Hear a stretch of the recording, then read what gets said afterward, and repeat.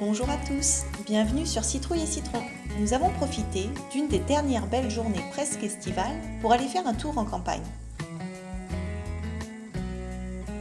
Au fil de nos promenades, nous repérons les arbres et les arbustes qui pourront nous offrir des fruits plus tard dans la saison. Ce jour-là, nous avons décidé d'aller cueillir des baies de sureau mûres à souhait. Ces promenades glanage sont pour nous un moyen de ralentir et de nous reconnecter à la nature. Chercher, trouver, cueillir, cuisiner. C'est vrai que cela prend du temps, mais c'est tellement agréable. Et en plus, c'est gratuit. Que demander de plus ? L'égrenage peut être fastidieux, mais avec un podcast ou simplement en savourant le silence, le temps passe rapidement. Un conseil cependant, enfilez des vêtements qui ne craignent rien. Les taches de sureau sont vraiment difficiles à récupérer. Le sureau est une plante reconnue depuis la nuit des temps pour ses vertus médicinales. De l'écorce aux fruits, en passant par les feuilles, c'est un arbre magique. Il a la réputation de lutter contre de nombreux maux. Le sirop de sureau est très réputé pour se remettre plus rapidement d'un rhume ou d'une grippe. Il permet de réduire la toux, contribue à abaisser la fièvre et accélère l'élimination des toxines. Tout ce qu'il faut pour affronter l'hiver.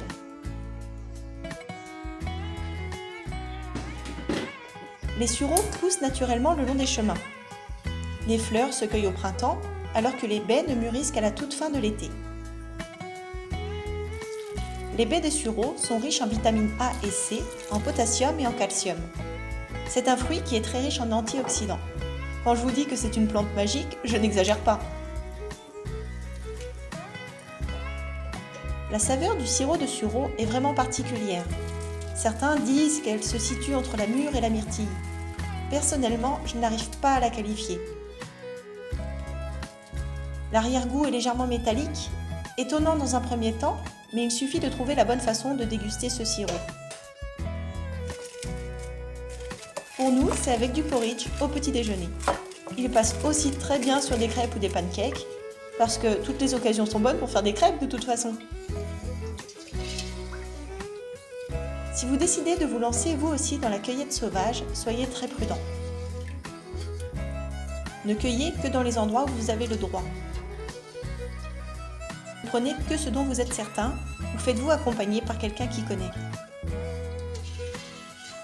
Certaines plantes, comme le sureau noir et le sureau yèble, peuvent se ressembler, avec le risque de tomber sur la version toxique.